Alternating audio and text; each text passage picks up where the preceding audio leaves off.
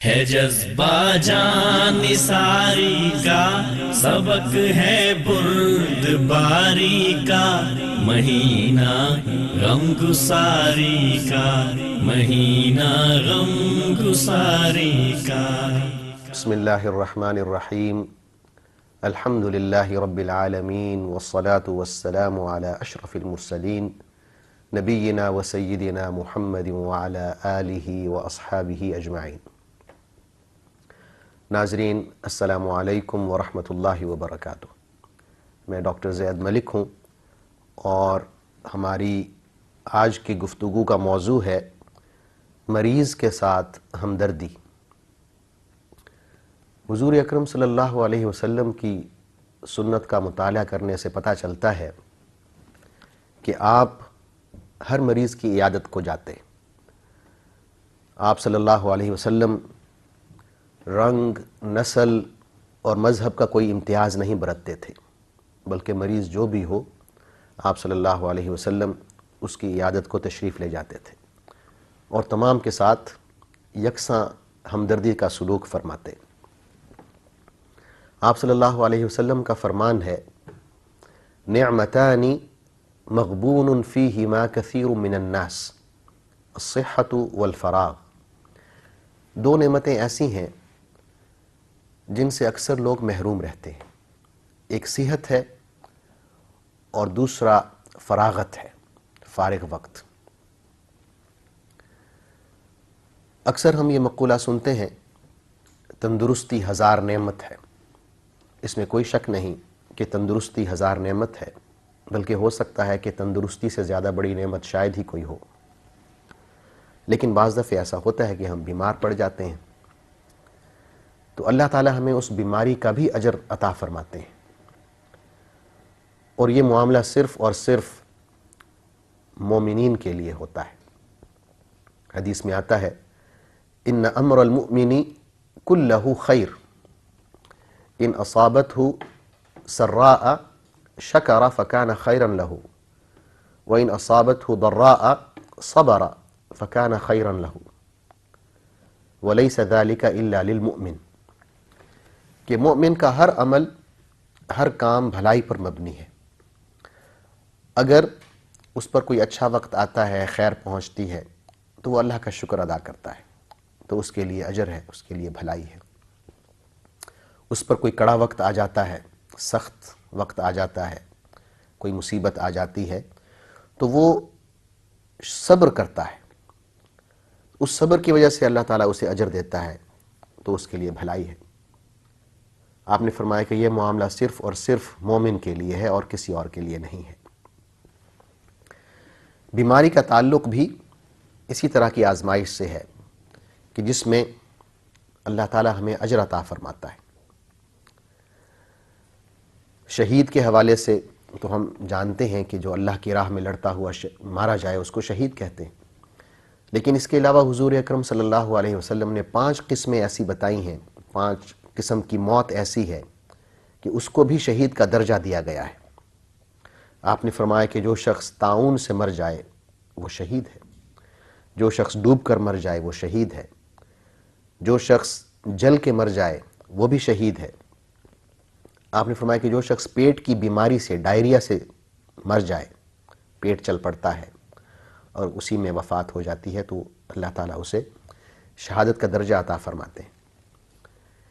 اسی طرح آپ نے فرمایا کہ جو شخص ملبے تلے دب کر مر جائے وہ بھی شہید ہے۔ سنت یہ ہے کہ اگر کوئی شخص بیمار ہو جاتا ہے تو اس کو صبر کی تلقین کرنی چاہیے، اس کے ساتھ ہمدردی کرنی چاہیے۔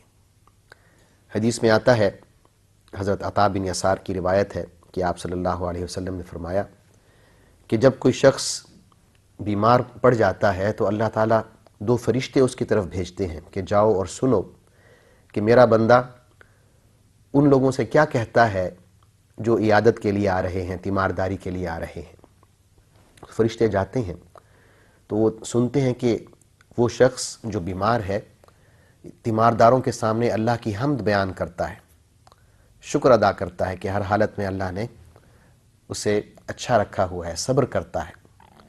تو وہ جا کے اللہ تعالیٰ کو بتاتے ہیں، اور اللہ تعالیٰ تو خوب جانتا ہے پہلے سے ہی. تو یہ سن کر اللہ تعالیٰ فرماتے ہیں کہ گواہ رہو میں نے اپنے بندے کے لیے جنت کا فیصلہ کیا ہے، میں اس کو شفا عطا فرماؤں گا، میں اس کا گوشت بدل کر اچھے گوشت میں تبدیل کر دوں گا، اور میں اس کے تمام گناہ معاف کر دوں گا. موطا امام مالک میں یہ حدیث منقول ہے. اسی طرح ہم دیکھتے ہیں کہ ایک اور حدیث میں حضور اکرم صلی اللہ علیہ وسلم ایک خاتون کی عیادت کرتے ہیں. آپ اس خاتون سے پوچھتے ہیں کہ اب تمہاری طبیعت کیسی ہے؟ تو وہ کہتی ہے کہ میں بہتر ہوں، لیکن اس بخار نے مجھے تھکا مارا ہے. تو آپ صلی اللہ علیہ وسلم اسے صبر کی تلقین کرتے ہیں اور یوں کہتے ہیں کہ بخار انسان کی گناہوں کو اس طرح دور کر دیتا ہے جیسے بھٹی لوہے کے زنگ کو دور کر دیتی ہے. یعنی بیماری انسان کے گناہوں کو زائل کر دیتی ہے اللہ کے حکم سے. اللہ تعالیٰ اپنی رحم کی وجہ سے بیمار شخص کے گناہوں کو دھو ڈالتے ہیں، معاف فرما دیتے ہیں. مریض کے ہم پر جو حقوق ہیں وہ یہ ہے کہ ہم مریض کے ساتھ حسن سلوک سے پیش آئیں، اس کے ساتھ ہمدردی کریں، اور ہمیں یہ معلوم ہونا چاہیے کہ مریض انسان اپنی اصلی کیفیت میں نہیں ہوتا، اپنی اصلی حالت میں نہیں ہوتا. اس کی قوتیں کمزور پڑ چکی ہوتی ہیں، اس کے مزاج میں تبدیلی آ چکی ہوتی ہے، اس کے منہ کا ذائقہ بدل چکا ہوتا ہے. کبھی کبھی ہمیں یہ بھی محسوس ہوتا ہے کہ مریض جو ہے وہ اس میں کچھ چڑچڑاپن بھی آ گیا ہے. تو ان تمام حالات کو سامنے رکھتے ہوئے ہمیں اس کے ساتھ ہمدردی کرنی چاہیے، اسے تسلی دینی چاہیے. وہ ہماری نہایت نرمی کا مستحق ہوتا ہے. بعض دفعہ یہ ہوتا ہے کہ ہم چاہتے ہیں کہ مریض یہ چیز بھی کھا لے، یہ بھی کھا لے، یہ کھانا کھا لے، اور اس کا دل نہیں چاہ رہا ہوتا. ایسے نہیں کرنا چاہیے. مریض کے ساتھ ہمدردی کا تقاضا یہ ہے کہ جو کھانے کا اس کا جی چاہ رہا ہے اس کو وہ چیز کھلائی جائے. اگر اس کا کھانے کا جی نہیں چاہ رہا تو اس کو کھانے پر مجبور نہیں کرنا چاہیے. امام ترمذی نے ایک حدیث نقل کی ہے جس میں حضور اکرم صلی اللہ علیہ وسلم کا فرمان ہے کہ مریضوں کو کھانے پر مجبور نہ کرو. اسی طرح ایک خاتون صحابیہ ہیں ام منذر بنت قیس رضی اللہ عنہا. آپ فرماتی ہیں کہ حضور اکرم صلی اللہ علیہ وسلم میرے گھر تشریف لائے. حضرت علی رضی اللہ عنہ بھی آپ کے ہمراہ تھے جو کچھ عرصہ پہلے ہی بیماری سے اٹھے تھے. گھر میں داخل ہوئے تو کھجور کے خوشے لٹک رہے تھے. تو حضور صلی اللہ علیہ وسلم نے کچھ کھجوریں تناول فرمائیں. حضرت علی رضی اللہ عنہ نے بھی کھجور کھانا چاہی، لیکن آپ صلی اللہ علیہ وسلم نے منع فرما دیا اور فرمایا کہ اے علی تم ابھی کمزور ہو، کھجوریں مت کھاؤ. ام منذر فرماتی ہیں کہ میں نے جو اور چقندر پکائے اور آپ صلی اللہ علیہ وسلم کے سامنے پیش کیے. تو آپ نے حضرت علی سے کہا کہ اس میں سے کھاؤ، یہ تمہارے لیے زیادہ فائدہ مند ہے. تو اس سے یہ بھی ثابت ہوتا ہے کہ مریض کو ہمدردانہ طریقے سے، مشفقانہ طریقے سے مشورہ دینا چاہیے، نصیحت کرنی چاہیے، زبردستی نہیں کرنی چاہیے. اور اس سے یہ بھی ثابت ہوتا ہے کہ مریض کے لیے بھی یہ ہدایت ہے کہ اسے پرہیز کرنی چاہیے. ہر چیز کھائی تو جا سکتی ہے صحت مندی کے زمانے میں، لیکن بیماری کے زمانے میں اس کو پرہیز کرنی چاہیے. مریض کا ایک حق ہے ہم پر کہ اس کا علاج ہونا چاہیے. حضور اکرم صلی اللہ علیہ وسلم کا حکم ہے کہ علاج کرو. آپ نے فرمایا تداووا فإن لكل داء دواء ودواء الذنوب الاستغفار. علاج کیا کرو، دوائی کھایا کرو، کیونکہ ہر بیماری کا علاج ہے، اور گناہوں کا علاج استغفار کرنا ہے، معافی مانگنا ہے. آپ صلی اللہ علیہ وسلم نے یہ بھی فرمایا ہے کہ اللہ نے جو بھی بیماری نازل کی ہے اس کے ساتھ اس بیماری کا علاج بھی نازل کیا ہے. تو یہ علاج کرانا ضروری ہے، لیکن ہمیں یہ بھی جاننا چاہیے کہ جو دوائی ہم استعمال کر رہے ہیں وہ حلال چیزوں سے بنی ہوئی ہو، اس کے جو کانٹینٹس ہیں وہ حلال ہوں. بعض دفعہ ہم دیکھتے ہیں کہ بعض دوائیاں ایسی ہوتی ہیں جن کے اوپر کوٹنگ ہوتی ہے، اور وہ جو کوٹنگ ہے وہ ایسے انزائمز کی بنی ہوتی ہے جو جانوروں کی چربی سے بنائی جاتی ہیں، اور عام طور پر وہ جانور حلال جانور نہیں ہوتے. تو یہ خاص طور پہ جو امپورٹڈ دوائیاں ہوتی ہیں ان کے بارے میں ہمیں احتیاط کرنی چاہیے. بہت سی دوائیاں ایسی ہوتی ہیں جو اس کوٹنگ سے مبرہ ہوتی ہیں، ان میں وہ کوٹنگ نہیں ہوتی، کیونکہ حضور اکرم صلی اللہ علیہ وسلم نے فرمایا ہے کہ اللہ نے ہر بیماری کا علاج رکھا ہے، لیکن اللہ نے حرام میں شفا نہیں رکھی. تو حرام چیز سے ہم علاج نہیں کر سکتے، کیونکہ اس میں اللہ نے شفا ہی نہیں رکھی. آپ جتنا مرضی کھائیں اس کا فائدہ نہیں ہوگا. تو دوائی کے حوالے سے یہ ہے کہ وہ حلال چیزوں سے بنی ہوئی ہو. اسی طرح دم کے ذریعے بھی علاج کیا جا سکتا ہے. روحانی علاج کی بھی ایک حیثیت ہے، شرعی حیثیت. اور حدیث میں آتا ہے کہ حضور اکرم صلی اللہ علیہ وسلم نے ایک دفعہ صحابہ سے کہا کہ جو آپ کو دم آتے ہیں وہ میرے سامنے پیش کریں. تو صحابہ کرام نے اپنے اپنے جو دم تھے وہ پیش کیے کہ میں اس طرح دم کرتا ہوں، میں اس طرح دم کرتا ہوں. تو آپ صلی اللہ علیہ وسلم نے انہیں باقاعدہ اپروو کیا کہ یہ دم ٹھیک ہے، یہ ٹھیک ہے، یا یہ غلط ہے. آپ نے ان کی رہنمائی فرمائی. تو علماء نے یہ کہا ہے کہ اگر آپ دم کر رہے ہیں تو اس کی شرط یہ ہے کہ اس میں کوئی خرافات نہ ہو، ایسی بات نہ ہو جو شرک پر مبنی ہو. اگر ایسا ہے تو اس کا علاج، اس ذریعے سے علاج غلط ہو جائے گا. تو دم کرنے میں یہ بات مد نظر ہونی چاہیے، ملحوظ خاطر ہونی چاہیے. اور دوائی کے حوالے سے جیسے میں نے عرض کیا کہ یہ بات ملحوظ خاطر ہونی چاہیے کہ اس میں کوئی حرام چیز شامل نہ ہو. حدیث میں آتا ہے حضور اکرم صلی اللہ علیہ وسلم نے فرمایا کہ اگر کوئی مسلمان اپنے بھائی کی عیادت کرنے جاتا ہے اور 7 دفعے یہ دعا پڑھتا ہے، اسأل اللہ العظیم رب العرش العظیم ان یشفیک، جس کا مطلب ہے کہ میں اللہ بزرگ و برتر سے یہ دعا کرتا ہوں، سوال کرتا ہوں جو ایک عظیم عرش کا مالک ہے کہ وہ تمہیں شفا دے. یہ دعا 7 دفعہ کریں، اسأل اللہ العظیم رب العرش العظیم ان یشفیک. تو آپ نے فرمایا کہ اگر اس شخص کی موت کا وقت نہیں آ گیا تو اسے ضرور اللہ تعالیٰ شفا نصیب فرمائیں گے. یہ دعا ہمیں یاد بھی کر لینی چاہیے. اس کے علاوہ عزیزان گرامی، مریض کا ہم پر یہ حق ہے کہ اس کی عیادت اس طرح کی جائے جس طرح سنت کا طریقہ ہے. سب سے پہلے تو ہمیں یہ جاننا چاہیے کہ اس کی عیادت جو ہے نہ صرف یہ کہ سنت ہے بلکہ اس کا حق ہے ہم پر کہ اس کی عیادت کی جائے. یعنی ایک مسلمان کے جو دوسرے مسلمان پر حقوق ہیں ان میں ایک حق یہ بھی ہے کہ اگر وہ بیمار پڑ جاتا ہے تو اس کی عیادت کی جائے، اس کے پاس جایا جائے، اس سے پوچھا جائے اس کی کیا ضروریات ہیں. ہو سکتا ہے کہ وہ واحد ہو گھر کا کرتا دھرتا اور اس کے بیمار ہونے سے تمام جو گھر کے کام ہیں وہ رک گئے ہوں اور بہت زیادہ حرج ہو رہا ہو، تو ہمیں اس کی باز پرس کرنی چاہیے، اس کی خیریت دریافت کرنی چاہیے، ہو سکے تو اس کی مالی مدد بھی کرنی چاہیے. حدیث میں آتا ہے کہ مریض کی عیادت کیا کرو اور جنازوں میں شرکت کیا کرو، کیونکہ ایسا کرنے سے تمہیں آخرت کی یاد آتی رہے گی، آخرت کی یاد تازہ رہے گی. ایک حدیث قدسی ہے اور جو دیگر آسمانی کتابوں میں بھی ہے، بائبل میں بھی میں نے پڑھی ہے. حدیث قدسی ہے کہ حضور اکرم صلی اللہ علیہ وسلم نے فرمایا کہ اللہ تعالیٰ قیامت کے دن یوں فرمائیں گے کہ اے ابن آدم، میں بیمار پڑ گیا تھا، تم میری عیادت کو کیوں نہیں آئے؟ تو وہ شخص کہے گا کہ اے اللہ، تو تمام جہانوں کا پروردگار ہے، تو کیسے بیمار پڑ سکتا ہے؟ تو اللہ تعالیٰ کہیں گے کہ کیا تمہیں پتہ نہیں چلا کہ میرا فلاں بندہ بیمار پڑ گیا تھا اور معلوم ہونے کے باوجود تم اس کی عیادت کو نہیں گئے؟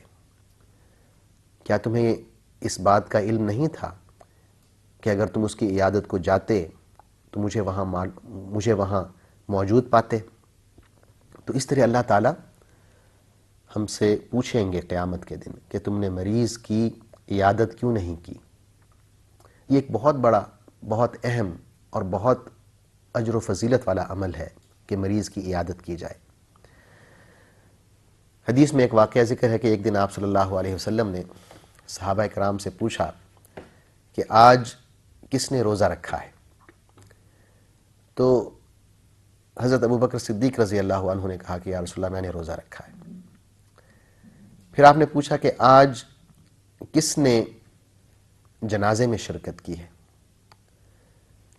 حضرت ابوبکر صدیق رضی اللہ عنہ نے دوبارہ کہا کہ یا رسول اللہ میں نے شرکت کی ہے ایک جنازے میں۔ آپ نے پوچھا کہ آج کس نے کسی بیمار کی عیادت کی ہے؟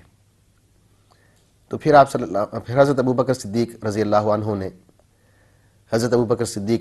عنہ نے دوبارہ کہا کہ اے اللہ کے رسول میں نے بیمار کی عیادت کی ہے۔ چوتھا سوال جو آپ نے پوچھا وہ یہ تھا کہ آج کس نے کسی غریب کو خیرات دی ہے؟ تو اس پر بھی حضرت ابوبکر صدیق رضی اللہ عنہ بولے کہ یا رسول اللہ میں نے یہ کام کیا ہے۔ تو آپ نے فرمایا کہ اگر کوئی شخص ایک دن میں یہ چاروں کام اکٹھے کر لیتا ہے تو اللہ تعالیٰ اس کو جنت میں داخل فرماتے ہیں۔ یہ چاروں کام میں دوبارہ دہرا دیتا ہوں، روزہ رکھنا ہے، جنازے میں شرکت ہے، مریض کی عیادت ہے، اور غریب کو کوئی صدقہ یا خیرات۔ ناظرین، آخر میں عیادت کے حوالے سے چند آداب ہیں جو ہمیں ملحوظ خاطر رکھنے چاہیے، ان کا ذکر کر دیتا ہوں۔ سب سے پہلے تو یہ ہے کہ مریض کو دیکھتے ہی ہمیں یہ نہیں کہنا چاہیے کہ بھئی تمہاری تو حالت بہت زیادہ خراب ہے، اس سے مریض اور پریشان ہو سکتا ہے، بلکہ اسے تسلی دیں کہ اللہ تعالیٰ انشاءاللہ تمہیں جلد شفا یاب کرے گا۔ سنت یہ ہے کہ آپ کہیں لا بأس طہور انشاء اللہ، یعنی تسلی دینے کا ایک انداز ہے کہ انشاءاللہ اللہ تعالیٰ تمہیں اس بیماری کے ذریعے تمہارے گناہوں کو دھو ڈالے گا، تمہارے گناہوں کو معاف کر دے گا، یعنی تسلی دیں کہ اللہ کے حکم سے آپ شفایاب ہوں گے، کوئی بہت سیریس مسئلہ نہیں ہے۔ اس قسم کی باتیں کر کے آپ مریض کو تسلی دیں۔ دوسری بات جو ذہن میں ہونی چاہیے وہ یہ ہے کہ عیادت مختصر ہونی چاہیے۔ یہ نہ ہو کہ ہم جا کے ہسپتال میں یا اس کے گھر میں جا کے بیٹھ جائیں جیسے ہم نے وہاں دھرنا دینا ہے، ایسے نہیں ہونا چاہیے۔ اس سے مریض کو مزید تکلیف پہنچ سکتی ہے، اور پھر تکلف کا معاملہ ہوتا ہے، مریض ہمیں یہ کہے گا بھی نہیں کہ آپ تشریف لے جائیے یہاں سے، تو ہمیں خود یہ بات معلوم ہونی چاہیے کہ یہ شخص بیمار ہے تو ہمارے زیادہ بیٹھنے سے اس کو مزید تکلیف پہنچ سکتی ہے، تو وہاں مختصر بیٹھیں، دریافت کریں اس کی خیریت، تسلی دیں، ہو سکے تو اس کی مدد کریں، مالی مدد کر سکتے ہیں، یا آپ کوئی کھانے کی چیز، کوئی فروٹ وغیرہ لے کر جا سکتے ہیں اور اسے پیش کر سکتے ہیں۔ غیر مسلموں سے بھی ہمارا جو تعلق ہے، جب وہ بیمار پڑ جائیں تو ان کی عیادت کرنا چاہیے۔ سنت طریقہ یہی ہے۔ ہم پڑھتے ہیں کہ حضور اکرم صلی اللہ علیہ وسلم کا ایک نوکر تھا، ملازم تھا، ایک یہودی لڑکا تھا، وہ بیمار پڑ گیا تو آپ صلی اللہ علیہ وسلم کئی دفعہ اس کی عیادت کے لیے تشریف لے گئے۔ ایک دفعہ گئے تو دیکھا کہ وہ آخری سانس لے رہا تھا، اس کی موت کا وقت قریب تھا، تو حضور اکرم صلی اللہ علیہ وسلم نے اسے اسلام کی دعوت دی۔ تو اس لڑکے نے اپنے والد کی طرف دیکھا تو اس کے والد نے کہا اطیع ابا القاسم، ابو القاسم کا کہنا مان لو۔ تو اس شخص نے کلمہ شہادت پڑھ لیا، اسلام قبول کر لیا، اور کلمہ پڑھنے کے فوراً بعد ہی اس کی روح پرواز کر گئی۔ حضور اکرم صلی اللہ علیہ وسلم یہ کہتے ہوئے اس کے گھر سے باہر نکلے، الحمدللہ الذی انقذہ من النار، اللہ کا شکر ہے، ساری تعریف اس کے لیے ہے جس نے اس لڑکے کو آگ سے بچا لیا۔ یعنی اس ایک عیادت کا آپ دیکھیں کہ کیا اثر ہوا کہ ایک یہودی مسلمان بن گیا، اور مسلمان بھی اس وقت جب اس کا آخری وقت تھا، یعنی اس نے پوری زندگی کوئی نماز نہیں پڑھی ہوگی، کوئی ایسا کام نہیں کیا ہوگا جو مسلمان اللہ کے حکم سے یا شریعت اسلامی کے مطابق کرتے ہیں، لیکن حضور اکرم صلی اللہ علیہ وسلم کی سند مل گئی، آپ نے فرمایا کہ اللہ نے اسے آگ سے بچا لیا۔ تو یہ ایک فضیلت ہے، ایک اہمیت ہے جو عیادت میں رکھی گئی ہے، بیماروں کی ہمدردی، بیماروں کے ساتھ ہمدردی، ان کی خیریت دریافت کرنا ایک عظیم کام ہے اور اس کا اجر بھی بہت عظیم ہے۔ ایک اور بات سنت میں آئی ہے، وہ یہ ہے کہ جب ہم مریض کو دیکھیں تو دل میں ایک دعا ہے وہ پڑھ لیں۔ اس دعا کا فائدہ یہ ہے کہ مریض جس بیماری میں مبتلا ہے، جس آزمائش میں مبتلا ہے، وہ بیماری انشاءاللہ کبھی آپ کو نہیں ہوگی۔ یہ ایک جنرل قاعدہ ہے، آپ کسی شخص کو کسی بھی آزمائش میں دیکھیں تو یہ دعا پڑھ سکتے ہیں، وہ آزمائش آپ پر نہیں آئے گی۔ دعا کے الفاظ ہیں: الحمدللہ الذی عافانی مما ابتلاک بہ وفضلنی علی کثیر ممن خلق تفضیلا۔ اس کا مطلب یہ ہے کہ اللہ کا شکر ہے، تمام تعریفیں اللہ تعالیٰ کے لیے ہیں جس نے مجھے اس آزمائش سے بچایا اور عافیت میں رکھا جس آزمائش میں اس نے تمہیں ڈال دیا ہے، اور اس نے مجھے فوقیت دی ہے، اس نے مجھے فضیلت دی ہے، بہتر رکھا ہے اپنی مخلوق میں بہت سے لوگوں پر، اپنی مخلوق کے بہت سے لوگوں پر اس نے مجھے فوقیت دی ہے اور بہتر رکھا ہے۔ یہ دعا اگر پڑھیں تو حضور اکرم صلی اللہ علیہ وسلم کی پیشین گوئی ہے جس میں خوشخبری ہے ہمارے لیے کہ اگر آپ یہ دعا پڑھیں گے تو اللہ کے حکم سے جب تک آپ زندہ ہیں یہ آزمائش آپ پر نہیں آئے گی۔ تو اس میں ایک ضمانت ہے، ایک گارنٹی کا پہلو نکلتا ہے۔ تو عزیزان گرامی، یہ آج کا میرا موضوع تھا کہ ہم کس طرح اس مہینے میں، اس بابرکت مہینے میں مریضوں کے ساتھ ہمدردی کا مظاہرہ کر سکتے ہیں۔ انشاءاللہ کل ایک نئے موضوع کے ساتھ حاضر ہوں گا۔ کل تک کے لیے اجازت دیجیے۔ اللہ حافظ، والسلام علیکم ورحمۃ اللہ وبرکاتہ۔ بتائے زندگی کے سب کرینے اہل ایمان کو، سکھائے بندگی کے سب طریقے ہر مسلمان کو، ہے جذبہ جان نثاری کا، سبق ہے بردباری کا، مہینہ غم گساری کا، مہینہ غم گساری کا۔